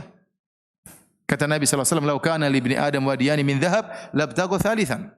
Wa ma yamla'u jawfa ila turab." Seandainya anak Adam memiliki 2 lembah emas, dia akan mencari lembah yang ketiga. Dan dia tidak akan berhenti kecuali setelah mulutnya dipenuhi dengan pasir. Udah mati baru selesai. Selama dia masih hidup, dia tamak. Dan kita mendapati beberapa orang sudah tua. Harusnya orang ini istirahat beribadah kepada Allah. Sudah kaya, seandainya dia tua miskin, ya mungkin kita tanggung jawab sebagai kepala rumah tangga. Ini udah tua, udah punya kekayaan, masih saja sibuk urusan dunia, tidak berhenti-berhenti. Menyedihkan. Kapan dia sisihkan waktu untuk beribadah kepada Allah Subhanahu wa taala? Tidak akan ada kepuasan, tamak terus. Kata Allah Subhanahu wa taala, alhaakumut takatsur. Kata Allah, alhaakumut takatsur hatta zurtumul maqabir. Kalian telah dibuat lalai oleh at-takatsur. Apa itu at-takatsur yang membuat manusia lalai? At-takatsur artinya berlomba-lomba untuk saling banyak-banyakan. Ini membuat kita lalai. Seorang sudah punya rumah, pingin punya rumah besar. Kalau memang dia pingin punya rumah lebih besar karena ada keperluan, anaknya tambah banyak, istrinya tambah banyak, ya nggak jadi masalah. Ini anaknya 2, istrinya cuma 1, terus mau rumah besar-besar, ngapain? Karena untuk membangun rumah ini benar-benar melalaikan. Antum kira bangun rumah nggak lalai? Melalaikan. Pertama cari tanah dulu, putar-putar sana sini, belum tentu dapat. Kemudian tawar-menawar tanah, kemudian macam timbun, kemudian bangun, ditongkrongi, ngurusi tukang dan macam-macamnya. Belum rubah-rubah ini, rubah anu, belum pilih ini, beli anu. Akan orang bangun rumah terkadang setahun 2 tahun. Kalau ternyata hanya sekedar untuk perbanyak-banyakan, tidak ada maslahat yang mengharuskan dia punya rumah besar, hanya habisin waktu. Ini benar, kapan baca Quran, kapan mau ikut pengajian, kapan mau macam-macam, susah. Jadi yang buat orang banyak lalai bukan masalah tidak cukup. Kalau orang tidak cukup kemudian karena miskin dia berusaha, kita bilang kita kasih uzur. Dia udah kerja ternyata gajinya tidak mencukupi untuk menafkahi anak istrinya. Dia kerja part time. Banyak orang seperti ini. Ini kita mungkin kasih uzur. Bagaimana lagi? Daripada dia ngemis, mending dia kerja lagi. Yang penting tidak meninggalkan sholat 5 waktu. Yang kita bicarakan bukan orang yang kekurangan, tapi sudah cukup, tapi nggak puas. Dan banyak yang model seperti ini. Udah punya mobil, udah cukupi, pingin yang lebih. Ah ini ganti dah, ini kepingin ini tahun sudah 5 tahun, ganti yang lebih baru lagi, ganti lebih baru lagi. Ngapain? Mobil sampai banyak, sampai 4, sampai 5 ya. Dipajang depan rumah, ya ngapain? Masya Allah, datang ke rumah dia ada mobil ini, mobil ini, mobil ini, mobil ini. Buat apa? Yang dia pakai cuma apa? 1. Enggak mungkin dia pakai langsung 4-4-nya kan. Ya akhi, ini semua dihisab nanti oleh Allah Subhanahu wa taala. Ini semua akan ditanya oleh Allah Subhanahu wa taala. Kalau Anda bisa jawab silakan, punya mobil 100 juga enggak jadi masalah. Ya Allah, saya punya mobil 100. Kenapa? Karena saya jadikan taksi semua. Ya enggak apa-apa. Banyak orang kerja, banyak orang mesti kalau buat mejeng, buat gaya ngapain? Jadi yang buat orang banyak binasa, terlalaikan bukan karena kekurangan tapi karena berlomba-lomba, tidak ada kepuasan. Kata Allah, hatta zurtumul maqabir, sampai kalian masuk kuburan baru selesai. Sudah tidak lagi lomba-lomba. Oleh karena dalam masalah dunia, jangan lihat ke atas. Kalau Anda lihat ke atas, Anda tidak akan pernah bahagia. Tidak pernah akan bahagia. Kapan Anda mencapai rasa qanaah, Anda akan bahagia. Oleh karenanya qanaah itu temannya syukur itu kebahagiaan temannya qanaah. Kapan Anda bersyukur, kapan Anda qanaah, Anda akan bersyukur. Kapan Anda bersyukur, Anda akan bahagia. Kapan Anda tidak qanaah, Anda tidak akan bersyukur. Kapan Anda tidak bersyukur, Anda tidak akan pernah bahagia. Saya sering sampaikan, bisa jadi seorang supir lebih bahagia daripada majikannya. Saya ketemu dengan seorang supir murah senyum, senyum-senyum, ya, ramah, tidak ada wajah sumpek, senang-senang saja. Oh ya Ustaz, ya Ustaz. Saya tanya, Pak, kok senyum-senyum terus? Ya kita akan bersyukur Ustaz. Kita terima apa adanya Ustaz. Kalau kita bersyukur enak hidup ini Ustaz. Ini nyeramahi Ustaz, kurang ajar kan. Majikannya belum tentu. Majikannya belum tentu. Mungkin naik mobil lebih mewah, mungkin banyak pikiran macam-macam, belum tentu. Ya. Makanya kebahagiaan itu bukan hanya dimiliki orang kaya. Yang penting Anda qanaah, Anda akan bersyukur. Kalau Anda bersyukur, Anda pasti bahagia. Anda pasti bahagia. Ya. Kata Imam Syafi'i rahimahullah, "Idza ma kunta dza qalbin qanu'in fa anta wa malikud dunya sawa'u." Kalau kau sudah memiliki hati yang qanaah, kau dan raja sebenarnya sama saja. Kapan seorang bersyukur? Coba kalau Anda punya istri suka bersyukur, senyum-senyum terus sama Anda. Tapi kalau enggak bersyukur, Mas ini enggak ada ini, enggak ada ini, marah terus. Akhirnya dia tidak bahagia, Anda juga tidak bahagia. Karena Anda terpengaruh dalam kehidupannya. Oleh karenanya para hadirin, hadirkan sifat qanaah, lihat ke bawah. Ya. Jangan pernah lihat ke atas. Kalau masalah akhirat baru lihat ke atas. Jangan pernah qanaah, ya. Saya ulangi, kalau masalah akhirat lihat ke atas. Karena Allah suruh berlomba-lomba, fastabiqul khairat, berlomba-lomba dalam kebaikan. Wa fi dzalika falyatanafasul mutanafisun, urusan surga maka bersainglah kata Allah Subhanahu wa taala. Wasari'u, cepatlah. Urusan masalah akhirat berlomba-lomba. Jangan qanaah. Ya. Antum kok cuma salat di rumah, tidak salat di masjid. Oh alhamdulillah, masih banyak orang tidak salat. Saya salat di rumah, alhamdulillah. Qanaah. Antum kok cuma salat seminggu sekali. Oh alhamdulillah, masih banyak orang salat setahun sekali. Masih mending saya, ya mending, nerakanya masih lebih mending daripada nerakanya dia, bilang.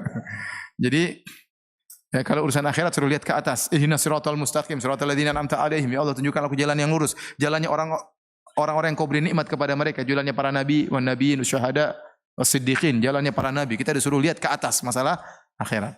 Jadi jangan terbalik, sebagian orang masalah akhirat qanaah, masalah dunia tidak puas. Seharusnya masalah dunia qanaah, masalah akhirat jangan pernah apa?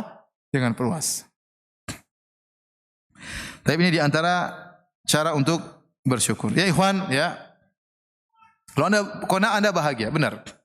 Sebenarnya kalau Anda pikir ya, apa bedanya Anda sama orang kaya? Anda lihat orang rumahnya gede, rumahnya mungkin harganya 50 miliar, ya. Kita udah masuk rumah-rumah seperti itu ya. Mungkin harganya mungkin puluhan miliar, ya. Bedanya Anda sama dia apa bedanya? Dia makan, Anda juga apa? Makan. Dia tidur, Anda juga tidur kan? Ya. Iya. Dia naik mobil, Anda juga naik mobil. Entah dia punya mobil sendiri, entah Anda naik Grab atau naik bayar, tapi sama-sama naik mobil. Anda mencret, apakah dia enggak pernah mencret? Apa orang kaya enggak pernah mencret? Ya, orang kaya juga mencret, juga sakit perut sama seperti ente. Bedanya apa ya? Bedanya rumahnya besar, rumahnya kita kecil. Rumahnya dia kita kontrakan ya. Memang ada bedanya, tapi tidak terlalu jauh ya. Antum enggak terima ya? Maksud saya, sudahlah nikmati yang ada. Ya. Dia makan, kita juga makan, apa? Ya, kita ngaji, dia belum tentu ngaji, banyak urusan dia. Pegawainya banyak sekali, dia belum tentu ngaji. Ya. Dia belum tentu baca Quran. Belum tentu. Ya. Ya bolehlah kita cari perbaikan kehidupan, boleh, tapi ya, jangan makanya sebagian ulama mengatakan kalau seorang memandang orang kaya dengan pandangan yang adil, yang munsif, dia pasti memuji Allah Subhanahu wa taala. Ya ikhwan, orang kaya itu punya kelaziman konsekuensi juga yang banyak yang dia pikirkan. Dia pikirkan perusahaan dia pikirkan saingan perusahaan. Dia mengikuti perkembangan berita tentang ekonomi. Kalau sudah waktu gajian kepada anak buah, dia pusing. Ente tidak pusing, ente terima gaji dari dia. Yang pusing juga dia, gimana anak buah saya, pegawai saya harus digaji. Macam-macam dia pikirkan. Belum dia pikirkan uangnya simpan di mana. Pikirkan lagi ternyata teman bisnisnya bisa jadi berkhianat. Banyak yang dia pikirkan. Ente habis pulang pengajian tidur selesai. Tidak terlalu banyak dipikirkan. Maksud saya kalau ente lihat dari sisi ini, ente dapat bahagia, dapat kebahagiaan. Ya. Betapa banyak orang kaya tidak bisa tidur. Sebelum tidur mikir pusing banyak. Ente tidur, istri sudah tidur selesai. Bangun-bangun sudah pagi, alhamdulillah. Kerja lagi, ya. Alhamdulillah, ya. Betapa banyak orang yang hidupnya santai tapi tidak bisa tidur. Ente yang kerja keras mungkin macul, mungkin apa, capek, tidur meskipun di atas sawah. Nikmat atau tidak? Dia belum tentu bisa tidur. Oleh karenanya jika seorang mandang dengan pandangan yang adil, ya, saya tidak suruh antum menjadi orang miskin ya, enggak ya. Maksud saya, terimalah, bersyukurlah dengan apa yang Allah berikan, yakinlah apa yang Allah takdirkan itu yang terbaik bagi antum. Taib. Kemudian di antaranya menghitung-hitung nikmat Allah Subhanahu wa taala. Ya, kita ingat-ingat nikmat Allah. Wa in ta'uddu nikmatallahi la tuhsuha. Kalau kalian menghitung nikmat Allah, kalian tidak akan mampu. Tapi kita hitung-hitung yang semampu kita. Anda renungkan sekarang. Contoh kita ini. Kita ini diciptakan oleh Allah Subhanahu wa taala. Alhamdulillah kita diciptakan jadi manusia, bersyukur. Coba kalau nanti jadi monyet, jadi kambing ya. Ya. Jadi monyet, tadi ada topeng monyet kan kasihan. Ya, kata sebagian teman, kita bersyukur bisa makan dari hasil makanan kita sendiri. Ada orang dari hasil monyet dia makan. Artinya kan enggak enak jadi hewan, ya. Coba antum diciptakan jadi kecoa kan enggak enak kan? Jadi manusia alhamdulillah nikmat. Sudah jadi manusia alhamdulillah ternyata Anda orang Islam. Nikmat. Betapa banyak orang dilahirkan bukan orang Islam. Anda diberi hidayah oleh Allah Subhanahu wa taala. Betapa banyak orang lebih cerdas daripada Anda tidak dapat hidayah. Karena masalah hidayah bukan tidak berbanding lurus dengan masalah kecerdasan. Betapa banyak orang cerdas, orang-orang Jepang lebih hebat dari kita, IQ-nya lebih tinggi, tapi nyembah matahari.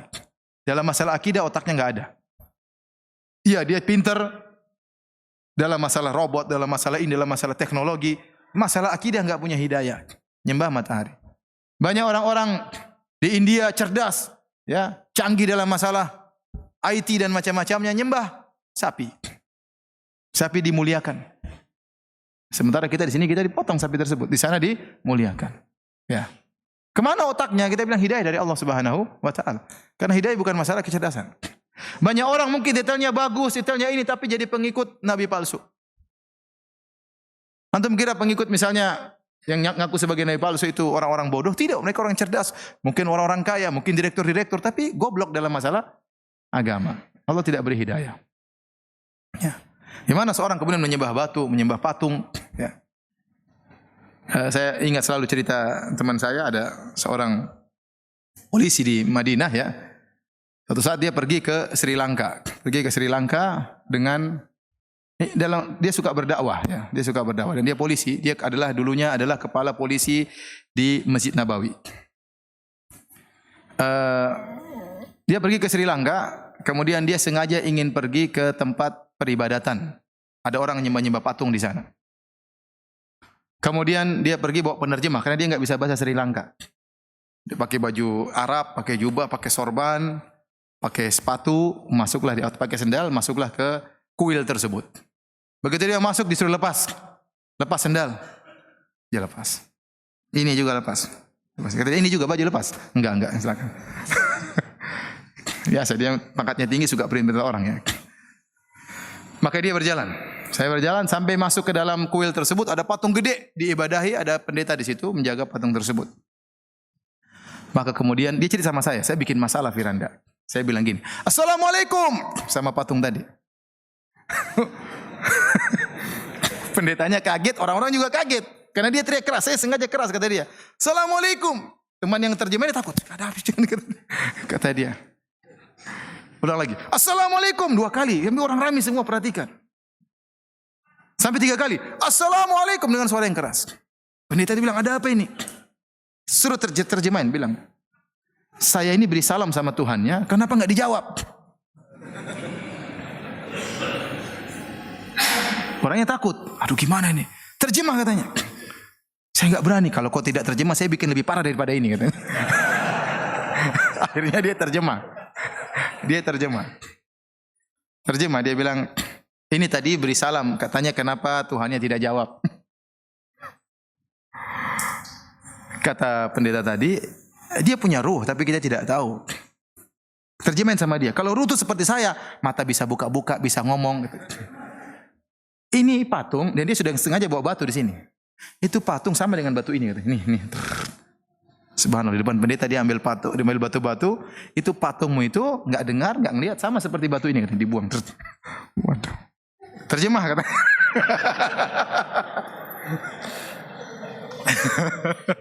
Kata dia, "Syekh, jangan Syekh, kalau kita bisa dibunuh orang." Kata Syekh tersebut, "Saya ingin kau mati syahid di sini." Nanti hati-hati bawa Syekh, jangan sembarangan. Akhirnya, "Ayo Syekh kita pergi." Kata Syekh, waktu kita pergi, saya lihat pendeta tadi lihat ke atas terus, lihat ke patung kayaknya kena syubhat itu pendeta. Karena ikhwan, masalah hidayah benar, itu nikmat. Ente lahir dalam kondisi Islam itu nikmat hidayah. Banyak orang tidak ada hidayah. Mensucikan ikan, mensucikan hewan ya macam-macam ya. Kalau sudah masalah akidah itu murni hidayah dari Allah Subhanahu wa taala. Kemudian lihatlah kata Allah Subhanahu wa taala, wa fi anfusikum afala tubsirun. Lihatlah kepada diri kalian, tidakkah kalian lihat bagaimana diri kalian? Allah ciptakan tubuh kita dengan luar biasa hebatnya ya. Dan dalam tubuh kita ini berbagai macam sistem peredaran tubuh, sistem pernapasan, sistem ginjal dan macam-macam. Ini luar biasa. Ini semua dari Allah Subhanahu wa taala. Allah ciptakan jantung Anda pun baik di bawah tulang-tulang ya. Allah jadikan wajah Anda tampan ya. Untuk bayangkan kalau Anda lahir kemudian hidung Anda lubangnya di atas, kan susah kasihan. Kalau hujan setengah mati ya. Kalau Anda lahir kemudian jantung di luar kan juga susah kasihan. Kalau ada orang jengkel sama Anda tinggal dicopot di depan kan susah. Ini nikmat kita diberikan tubuh yang sehat ya. Belum lagi tentang kenikmatan Allah berikan matahari, hujan ya. Allah menyebutkan matahari bagaimana beredar pada porosnya. Seandainya dia mundur sedikit saja kita akan kedinginan, bisa mati kedinginan. Kalau matahari maju sedikit saja dari porosnya kita akan kepanasan. Allah jaga peredarannya. Hujan, Allah kirimkan hujan. Ibnu Qayyim menyebutkan dalam kitabnya Miftah dari Sa'adah. Hujan Allah kirimkan dengan rintik-rintik. Dari atas sampai bawah satu tetes saja. Mengenai satu tujuan yang tidak pernah meleset. Seandainya di atas titik-titik tadi bergabung jadi 10 meter kali 10 meter, bahaya kan? Kemudian jatuh di langit, bahaya, nanti bisa mati kena hujan. Tapi satu titik, kita lihat kalau di mobil kan kelihatan.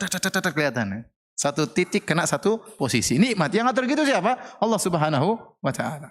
Ya. Lau nasha'u ya La ja'alnahu ujajan. Kata Allah, kalau kami berkehendak, kami jadikan hujan tersebut hujan yang asin. Afala tashkurun? Kenapa kalian tidak bersyukur? Allah jadikan air hujan air yang tawar. Coba kalau turun air asin, apa manfaatnya? Manfaat bagi kita tidak ada, manfaat bagi tumbuhan juga tidak ada. Jadi ini di antara hal yang buat kita bersyukur kepada Allah Subhanahu wa taala, kita mengingat nikmat-nikmat yang Allah berikan kepada kita. Kemudian di antara hal yang bantu kita untuk bisa bersyukur kepada Allah, kita harus yakin bahwasanya setiap kenikmatan yang kita dapatkan akan dimintai pertanggungjawaban oleh Allah. Tsumma latus'alunna yauma idzin 'anil na'im. Kemudian kalian akan benar-benar ditanya oleh Allah tentang nikmat yang kalian rasakan. Semua nikmat akan dimintai pertanggungjawaban. Ya. Inna sam'a wal basara wal fuada kullu ulaika kana anhu mas'ula. Sungguhnya pendengaran, penglihatan dan hati akan ditanya oleh Allah Subhanahu wa taala. Penglihatan ini nikmat. Pendengaran itu apa? Nikmat. Maka akan ditanya, nikmat pendengaran, nikmat penglihatan ini akan ditanya. Apalagi nikmat yang di luar daripada itu. Dalam tubuh kita yang nikmat ini akan ditanya, kesehatan akan ditanya, umur kita akan ditanya, harta akan ditanya. Nah, kalau kita tahu setiap nikmat yang kita miliki akan dimintai pertanggungjawaban, kita akan lebih mudah bersyukur. Kalau kita punya harta banyak, kita akan keluarkan zakat, kita akan sedekahkan. Kita tahu ini akan ditanya oleh Allah Subhanahu wa taala. Kalau kita punya mobil banyak, kalau orang pinjam dengan mudah, silakan, karena mengurangi pertanyaan. Kalau mobil enggak pernah dipakai, pertanyaan panjang, kenapa diparkir terus? Kan repot jawabannya. Buat apa diparkir terus kalau dibeli enggak dipakai? Tapi kalau pinjamin orang, enggak apa-apa. Ada manfaatnya. Ya. Ada orang telepon saya, Ustaz, teman baik, ya, juga rajin bersedekah. Ustaz, saya punya mobil baru, Ustaz. Mobil Lexus kalau nggak salah. Ustaz mau pakai silakan Ustaz. Untuk orang-orang yang pertanyaan, saya nggak mau pakai. Ngapain naik Lexus? Kalau nabrak saya yang ditanya nanti. Saya juga, artinya ya dia boleh saja kalau duit banyak boleh saja punya mobil yang bagus, dia nyaman ya. Tapi dia juga berpikir bahwasanya saya akan ditanya oleh Allah. Apakah mobil ini perlu dipakai? Haruskah mahal sekian ini? Seorang kalau bisa jawab pertanyaan silakan. Beli apa saja silakan, yang penting bisa jawab pertanyaan. Kalau enggak bisa jawab pertanyaan jangan coba-coba. Anda gonta-ganti HP enggak jadi masalah. Saya termasuk orang yang suka update HP. Tapi saya siap menjawab pertanyaan dari Allah Subhanahu wa taala ya. Karena ada keperluan dengan HP tersebut ya. Anda yang sering update mobil silakan, kalau sering ganti mobil kalau bisa jawab pertanyaan silakan. Kalau enggak bisa jangan coba-coba. Pingin punya tas, ibu-ibu ingin punya tas 20, silakan. Yang penting bisa jawab pertanyaan nanti kalau Allah tanya. Kenapa tasnya 20? Kalau bisa jawab silakan. Kalau nggak bisa jangan coba-coba. Jangan coba-coba. Saya pernah ditanya oleh seorang ibu-ibu pengajian. Ustaz, saya seorang wanita yang sudah bersedekah, saya sudah begini, Ustaz, saya sudah bayar zakat. Ya, bolehkah saya beli tas harganya 600 juta? Saya bilang buat apa 600 juta tas? Ya buat apa? Tas 600 juta buat apa? Kalau Allah tanya gimana jawabnya? Itu tas hebat kah? Bisa simpan mobil, bisa simpan rumah. 600 juta ngapain? Mau tas kecil begini buat apa? Buat apa? Ya. Khawatir tas seperti itu buat orang sombong karena yang ditampilkan mereknya. 600 juta, apa fungsinya? Bedanya 600 juta dengan tas harga 3 juta. Apa bedanya? Enggak ada bedanya. Kenapa harus 600 juta? Kalau bisa jawab pertanyaan Allah, silakan. Karena setiap nikmat yang kita rasakan ditanya oleh Allah Subhanahu wa taala. Intinya kalau bisa jawab silakan, enggak ada yang larang. Maka seorang tatkala ingin beli sesuatu, ya tanya, ini bisa jawab enggak pertanyaan kalau ditanya oleh Allah? Kalau bisa silakan. Silakan. Kalau enggak bisa jangan coba-coba. Hanya memberikan, hanya menambah apa? Bumerang yang akan menyerang Anda pada hari kiamat kelak. Ya. Oleh karena para hadirin, ini di antara hal yang buat kita mudah bersyukur, kita mudah menjadi qanaah. Lihat orang rumahnya besar, kita alhamdulillah. Kalau saya punya rumah sebesar itu gimana ditanya oleh Allah nanti? Sementara tetangga-tetangga masih banyak yang kelaparan, tetangga-tetangga masih banyak yang miskin. Kemarin saya merasa sedih sekali kemarin. Bukan sedih karena saya jarang biasa mengalami seperti itu ya. Saya alhamdulillah kalau misi pengajian dijemput kebanyakannya seringnya pakai mobil ya. Mobil dengan berbagai macam modelnya. Saya ustaz tapi naik mobil macam apa saja pernah ya. Mobil butut, mobil mewah, mobil super mewah juga alhamdulillah. Sudah alhamdulillah ya. Satu saat saya ingin mengisi di Bekasi waktu itu. Beberapa minggu yang lalu. Waktu weekend. Sangat padat waktu itu. Sampai akhirnya tidak terburu padahal saya keluar dari rumah pada asar. Tidak terburu karena long weekend, akhirnya saya bilang sama panitia, sudah saya naik ojek aja. Naik ojek. Karena nggak mungkin, ini sudah lihat di Google masih jauh, nggak terkejar. Akhirnya ada panitia yang turun dari mobil, ngentopin Gojek di tengah jalan. Jadi saya naik Gojek. Naik Gojek, masuk di tengah-tengah kepadatan. Baru pertama saya seperti itu. Asap-asap kendaraan. Subhanallah, saya bilang selama ini saya di atas nikmat. Saya tutup terus ini. Sekarang saya nggak kuat asap seperti itu. Kemudian masuk sampai di depan rel kereta api, nunggu kereta api lewat. Jing, jing, waduh kata saya. Benar-benar saya merasakan, subhanallah, kasihan orang-orang ini selama ini. Ya mungkin mereka biasa, saya tidak terbiasa, kaget merasakan seperti itu. Ya, ibu-ibu, ada yang gonceng orang tua, ada yang anak-anak. Saya lihat sendiri itu, padat sekali waktu itu. Ya, saya sering lihat mereka, tapi saya tidak terpikirkan kalau seperti itu parahnya. Karena ngelihatnya dalam mobil, kasihan. Ini sekarang saya turun langsung, baru saya rasakan apa? Ya Allah, gitu ya, meskipun saya naik mobil orang, bukan mobil sendiri, nikmatnya luar biasa. Jadi kalau kita lihat seperti ini dan kita lihat ke bawah, ya, kita juga tahu bahwasanya setiap nikmat akan ditanya oleh Allah Subhanahu wa taala, memudahkan kita untuk bersyukur. Ya. Antum bayangkan saya bisa bayangkan orang punya rumah 8. Itu gimana nanti di akhirat? Ya. Orang punya rumah 8, kemudian punya mobil 10. Gimana ditanya di akhirat? Ya kalau semuanya diperlukan enggak apa-apa, yang penting dia bisa jawab. Tapi kalau cuma dipajang aja, kapan dia sedekah buat masjid, kapan dia bangun pondok, ini harta semua akan ditanya. Pertanyaan bakalan apa? Bakalan panjang. Taib. Di antara hal yang bantu kita untuk bersyukur kepada Allah Subhanahu wa taala, berdoa kepada Allah agar kita menjadi hamba yang pandai bersyukur. Di antaranya adalah doa tatkala dubur salat, sebagaimana di akhir salat, sebagaimana kata Nabi sallallahu alaihi wasallam kepada Muadz, "Ya Muadz, inni uhibbuk." Ya Muadz, sungguhnya aku cinta kepadamu, kata Nabi sallallahu alaihi wasallam. "Fala tada'anna fi kulli duburi salat an taqul." Jangan sekali-sekali kau tinggalkan setiap di akhir salat engkau berdoa, "Allahumma a'inni ala dzikrika wa syukrika wa husni ibadatik." Ya Allah, bantulah aku ala dzikrika, untuk bisa mengingat engkau. Perlu ilham dari Allah. Wa syukrik, untuk bisa bersyukur kepadamu. Wa husni ibadatik, dan agar bisa beribadah dengan baik kepadamu. Bukan ibadah asal-asalan. Bukan salat asal-asalan. Pingin salat yang benar. Ngaji bukan ngaji asal-asalan. Ngaji yang benar. Ya. Kita ingin ibadah yang benar. Haji bukan haji asal-asalan. Umrah bukan karena rame-ramean orang umrah ikut-ikutan umrah. Enggak. Ingin ibadah yang baik.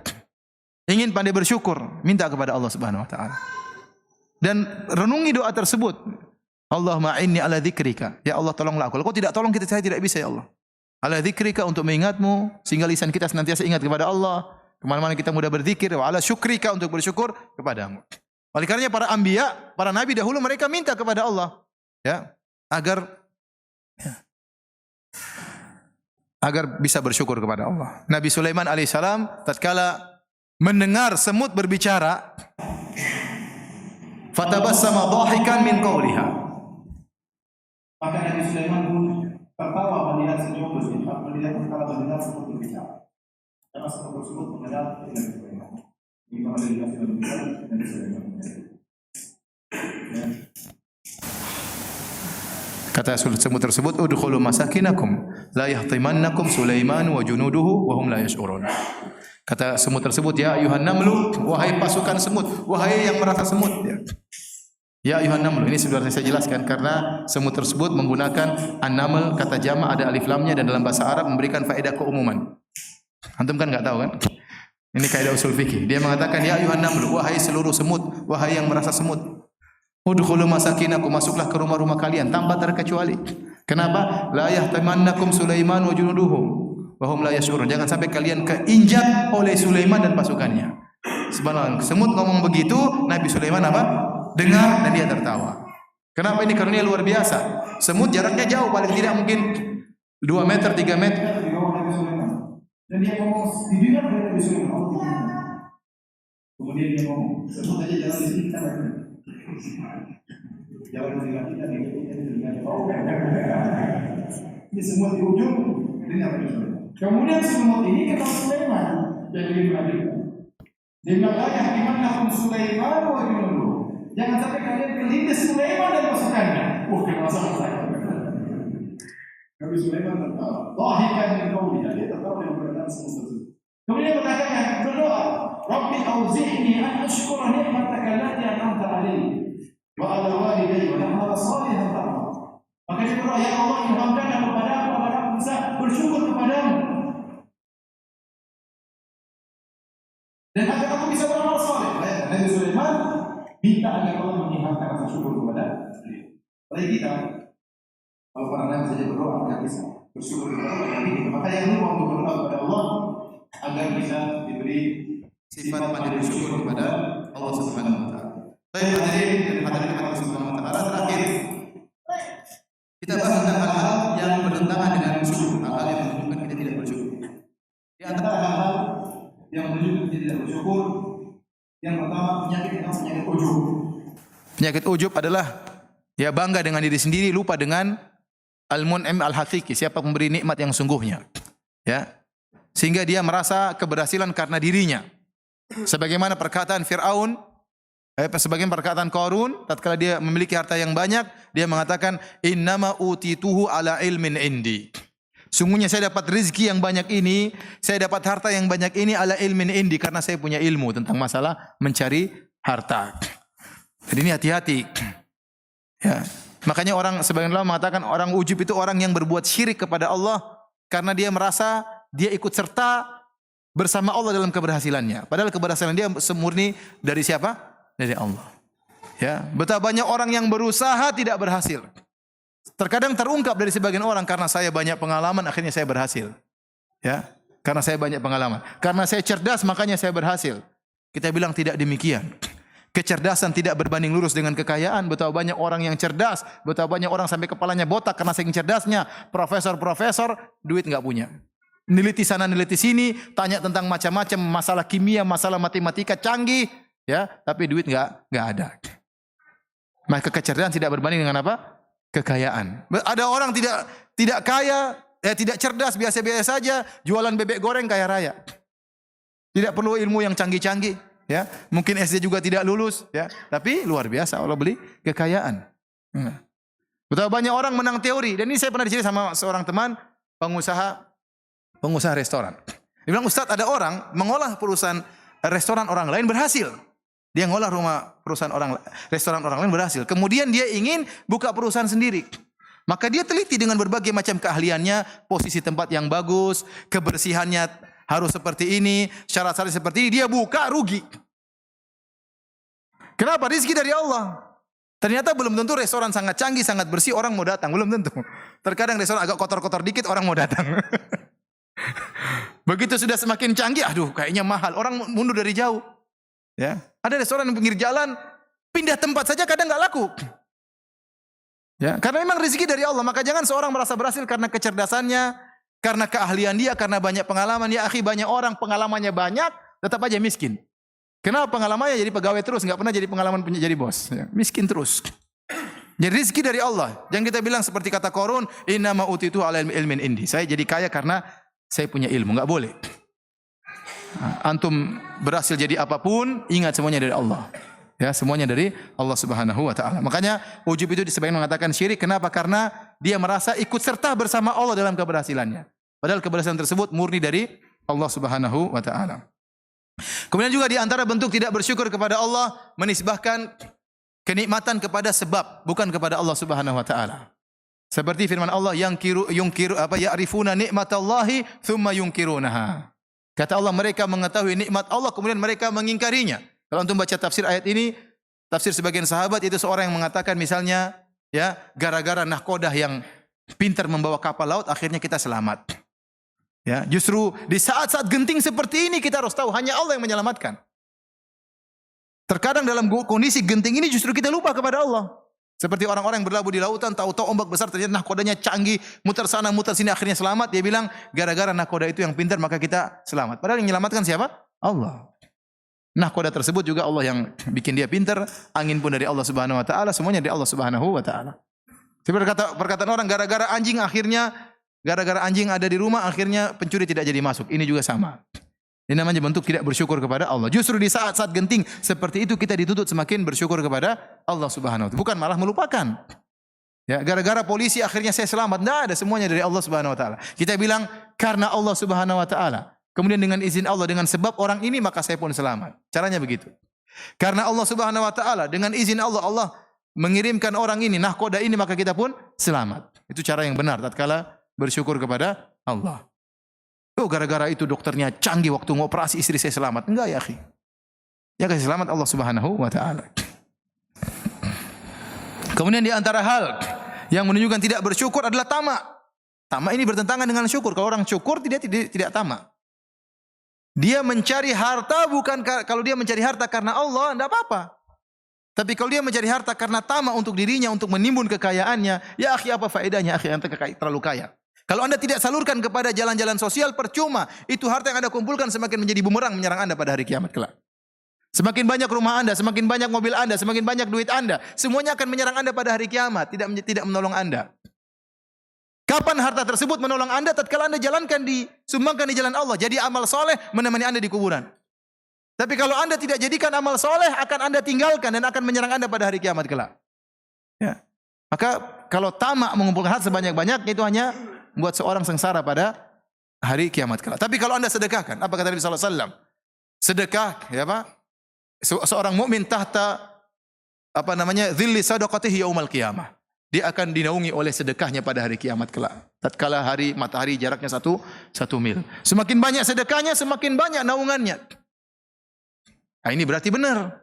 Dia sudah infakkan di jalannya, maka sedekah tadi, harta tersebut jadi amal soleh akan menemani dia pada hari kiamat kelak. Kalau enggak akan dia tinggalkan di dunia, akan menyerang dia pada hari kiamat. Maka seorang yang sadar akan hal ini, dia seharusnya tidak tamak. Kalau dia mencari harta, maka harus dia sisihkan untuk sebagiannya untuk di jalan akhirat, ya, untuk kepentingan dia di akhirat, ya.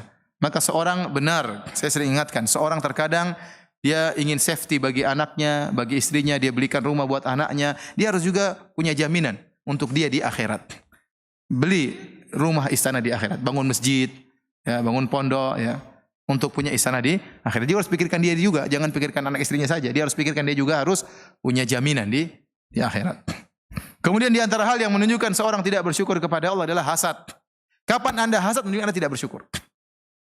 Kapan anda hasad, anda berarti tidak bersyukur. Kenapa? Hasad itu bentuk protes kepada pemberian Allah Subhanahu wa taala. Ahum yaqsimuna rahmata rabbik. Nahnu qasamna bainahum ma'isyatahum fil hayatid dunya. Kata Allah, apakah mereka yang bagi-bagikan, ya, rahmat Allah? Apakah mereka yang mengatur pembagian rizki Allah? Apakah mereka yang mengatur tentang pembagian ini kepintaran, rizki, nikmat? Yang mengatur hanya Allah Subhanahu wa taala. Kami yang mengatur, kata Allah Subhanahu wa taala. Ya, tatkala ada orang Allah jadikan kaya, ada orang jadi yang miskin, maka jangan kita hasad kepada yang kaya. Kalau kita hasad, kita seakan-akan protes dengan pembagian Allah Subhanahu wa taala. Maka seorang salaf mengatakan, wa ta'ammaltu hadhil ayat. Saya perhatikan terhadap ayat ini, sampailah dia pada firman Allah, nahnu qasamna bainahum ma'isyatahum fil hayatid dunya. Kami yang bagi-bagi, kata Allah. Rizki, kecerdasan, kepintaran, ya, dan macam-macamnya Allah yang bagi-bagi. Maka saya pun ridho dengan pembagian Allah Subhanahu wa taala dan saya tidak pernah lagi hasad kepada seorang pun. Saya kasih sederhana tadi agar kita tidak hasad. Anda mungkin lihat orang rumahnya banyak. Tadi Anda bilang alhamdulillah. Kalau saya punya rumah banyak seperti dia, belum tentu saya bisa sempat beribadah. Bagaimana di akhirat saya bisa jawab pertanyaan begitu banyak. Kadang betapa banyak harta buat orang lalai, ya. Contoh sederhana, ada ustadz misalnya, ada ustadz kalau yang ngisi pengajian yang hadir tidak banyak. Ada ustadz lain yang kalau mengisi pengajian orangnya ramai sekali, maka yang pengikutnya sedikit jangan hasad kepada yang banyak. Ya, dia dalam hati dia mengatakan, coba kalau saya seperti dia belum tentu saya bisa ikhlas. Ya, mungkin saya ria, ya. Mungkin saya terfitnah dengan dunia, ya, macam-macam. Jadi dia berpikir seperti itu, dia tahu saya begini ini yang terbaik di sisi Allah Subhanahu wa taala. Betapa banyak orang yang terkenal di dunia tapi tidak terkenal di langit. Dan betapa banyak orang-orang tidak tahu di dunia tapi terkenal di mana? Di antara malaikat di langit, ya. Oleh karena seorang tatkala berpikir seperti ini, insyaallah akan tidak ada hasad dari dirinya dan dia berusaha melawan. Hasad itu pasti melewati hati kita. Siapapun pernah hasad, ya. Kata Ibnu Taimiyah rahimahullahu taala, ya la yakhlu jasadun min hasadin. Tidak ada jasad yang selamat daripada hasad. Walakin al-karim yukhfi, tapi orang yang mulia menyembunyikan hasadnya, wal laim yubdi. Adapun orang yang buruk akan menampakkannya. Nah, kalau tertimpa hasad dalam diri antum, segera lawan. Yang dilarang oleh Allah kalau bercokol hasad tersebut. Adapun numpang lewat itu tidak ada yang selamat. Numpang lewat biarin aja. Dibuang, dilawan. Tapi kalau bercokol terus, ditanam hasad kemudian bikin jengkel dan macam-macam, ini yang haram. Maka saya ingatkan, kalau Anda hasad berarti Anda tidak bersyukur kepada Allah Subhanahu wa taala. Demikianlah para hadirin dan hadirat yang dirahmati Allah Subhanahu wa taala, kajian kita pada kesempatan kali ini ya. Saya ingatkan kembali, bersyukur mendatangkan kebahagiaan. Kapan Anda menjadi orang yang bersyukur, Anda akan bahagia. Kapan Anda tidak bersyukur, maka Anda terus dalam penderitaan dan jauh dari kebahagiaan. Wallahu taala alam bisawab. Kalau ada yang bertanya, saya persilahkan.